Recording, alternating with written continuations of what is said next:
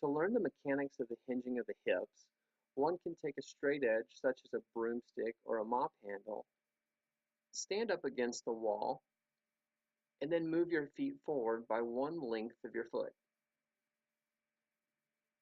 Place the stick behind the head, resting up against the head as well as the lower back.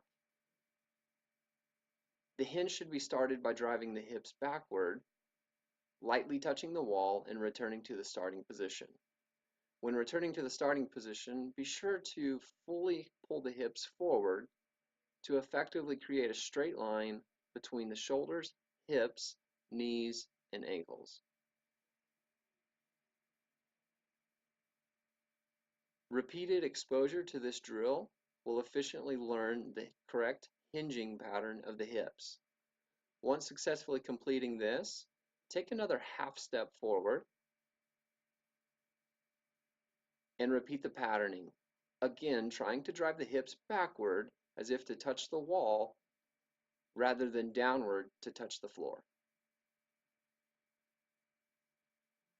One should attempt to drive the hips as far backward as if to sit in a seat without losing one's balance.